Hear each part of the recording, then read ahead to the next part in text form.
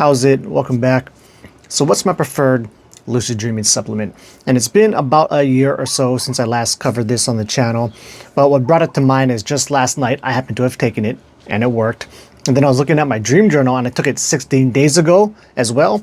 And it worked then too. So I thought, why not go ahead and revisit it?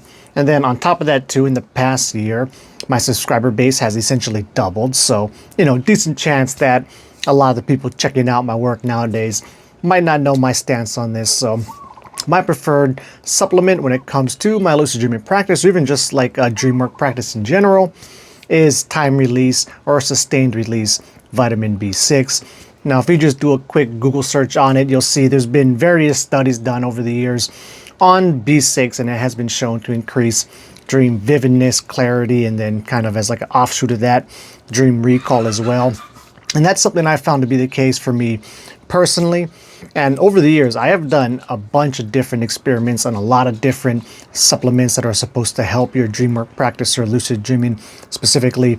And by far, the most consistent one I've ever come across is this whole sustained release or time release vitamin B6. I would liken it something kind of similar to, like, say, how mugwort can work. However, with the B6 being time or sustained release, I don't know if this is actually the case because I'm not sure what the actual half-life is on mugwort and regular B6, but once I see that term, put on top of the bottle saying sustained or time to release, it gets rid of a lot of the questions I have in my head of if it will actually be working 6, 7, 8 hours after I take it and have fallen asleep. So I really prefer the sustained release version of it. And now, how strong is it?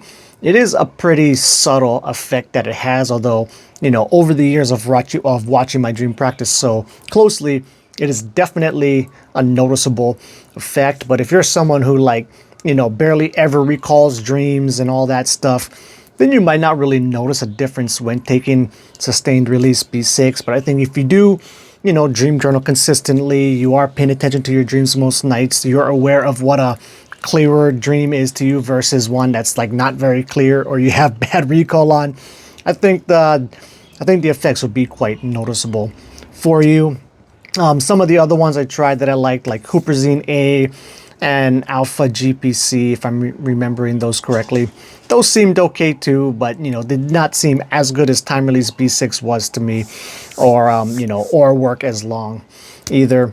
And then, of course, you got the kind of king of these lucid dreaming supplements being galantamine, which, I figured out, I thought that was just readily available over the counter like it is in America, but apparently in other countries or places around the world, you can only get it through a prescription. But galantamine is definitely, the strongest one. The problem with that, though, is the half-life on it, or how long it lasts inside your body, is so short that it becomes harder to take. Basically, if I remember reading this correctly, it lasts about an hour and a half, right? And so that's essentially one sleep cycle. And considering you don't dream too much in the first couple sleep cycles when you initially go to sleep, you really got to take galantamine in combination with Wake Back to Bed. And then the other problem with galantamine, for me specifically, I know a lot of people out there don't have a problem with this at all, but it is a nootropic, so it kind of fires up your brain. And then it fires up my brain enough that I have a hard time falling asleep on it. And then I'm also sure I'm kind of mind fucking myself as well, because I know it only lasts about an hour and a half, that, I think it keeps me awake.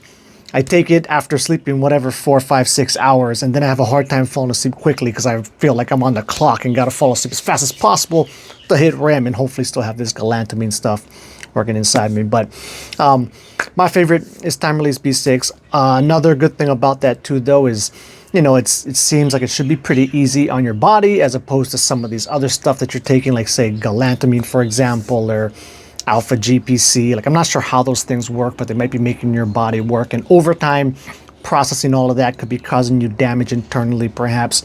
And so I feel just taking a simple, I was going to say multivitamin, but just taking a simple vitamin, probably shouldn't overwork your body too much at all, which is another reason why I like it. There was something else I wanted to say too.